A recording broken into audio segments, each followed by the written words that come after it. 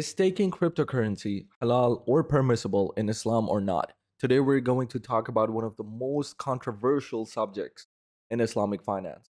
But before we jump into the video, if you have already not signed up on Binance.com, which is one of the world's biggest crypto exchanges, you can do so by clicking on the first link in the description below and in the first comment, the pinned comment below. And using my link, you can sign up on Binance.com, which will give you a 20% discount every time you have to pay a transaction fee. So please go ahead and take advantage of that. I'll be very grateful. Now let's talk about staking cryptocurrency in Islamic world or in Islam or in Islamic finance. And I will begin by saying straight away that it is one of the most complicated subjects because it is so sensitive. There's so many opinions and there's so many perspectives to look at. And so the problem is, first of all, we need to understand if cryptocurrency itself is halal or not, meaning it's permissible in Islam or not.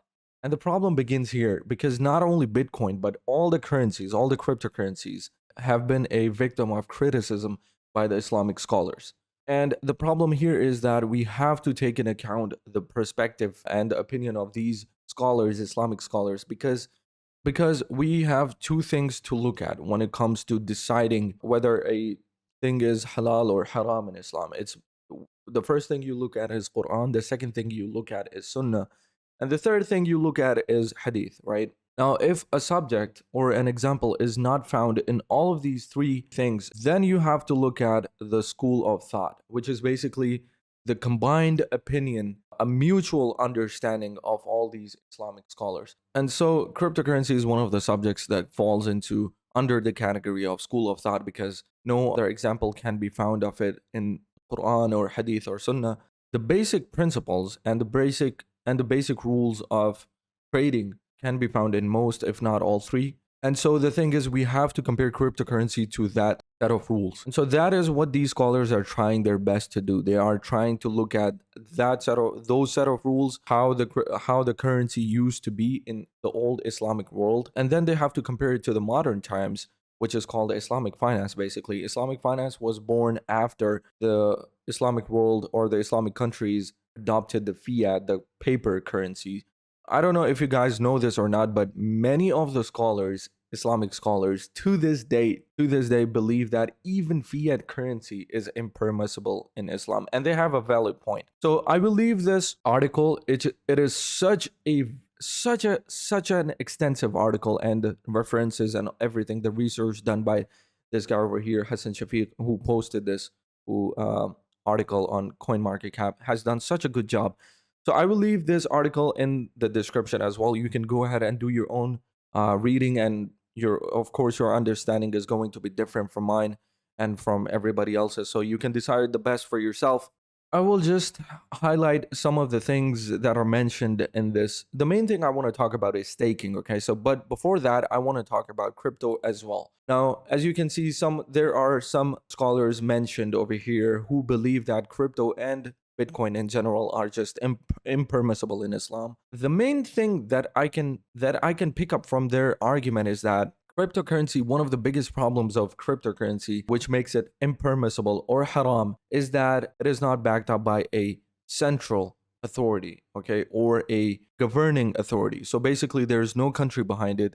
There's no bank behind it. You cannot hold anybody responsible. The whole point of a central authority or a governing authority is that behind trading currency is that they can be held responsible if there's something fraudulent going on. If, God forbid, something happens where you are a victim of a fraud, you can go to that governing or central authority and you can question them, or you can at least report it to them, and then they can go on with their procedures, whatever.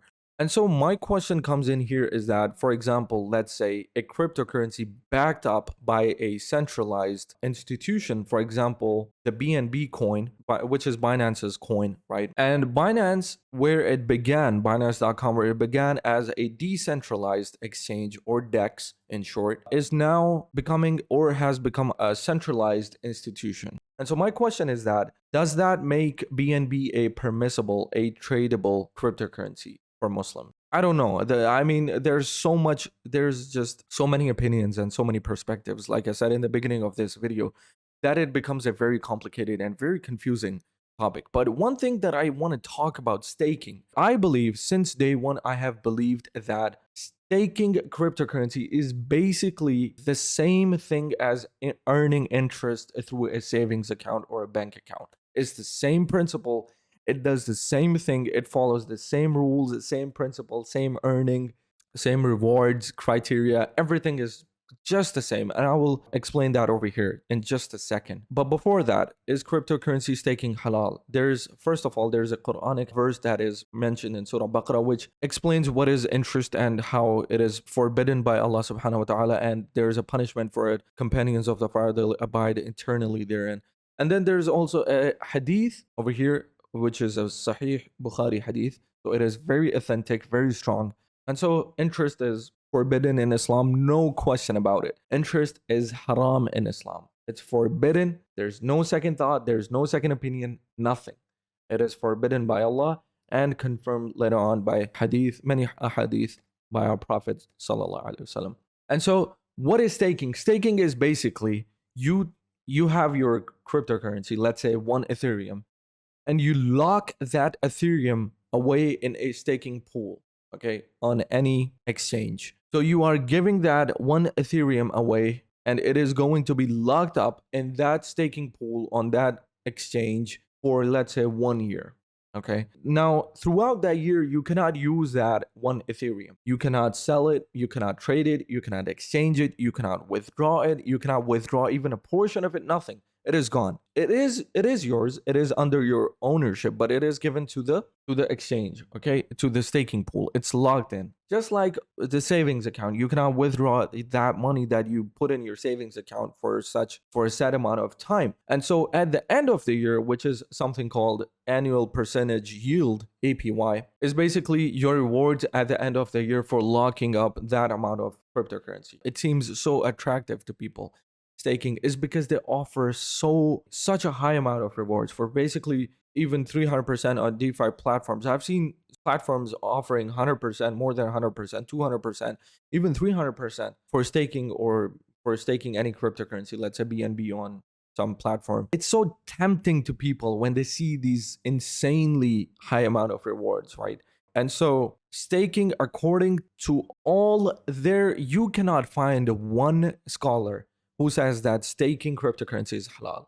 Maybe you will, I don't know. I have not been able to find one scholar. This is something that even if you have basic understanding of Islam and interest, this is something very basic that you will be able to understand on your own. You do not need, I'm not saying you shouldn't. You should do your research, but I'm saying that it is something very simple. When I was first introduced to staking, one look and I was able to tell that it's out of the question. It's haram, it's forbidden, I cannot be a part of it, okay?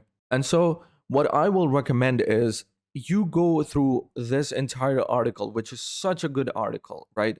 You go through, and these are all the things that are mentioned over here. First of all, you will be able to understand what currency is in Islam. Trust me, I'm 28 years old almost, and I had no idea what currency is in Islam, how it used to be, how it works now, and how it should be. Okay, so from the beginning of this article till the very end, it will be so enlightening to you. If not, you're not going to take away anything in profit in crypto or anything like that. You will definitely be able to take away so much knowledge about your own religion. And I'll be happy to hear your opinion about it. You can leave your opinions, your questions in the comments below. Please do your research, do your own research, okay? Before asking anybody else, do your own research, write down your questions, and then ask somebody who has more knowledge than you. And at the end of the day, Allah subhanahu wa ta'ala knows best. He's the all-knowing, the all-wise. And so I'll end this video over here. I hope I was able to convince you in some manner. If not, I have tried my best. And so I'll see you guys in the next video.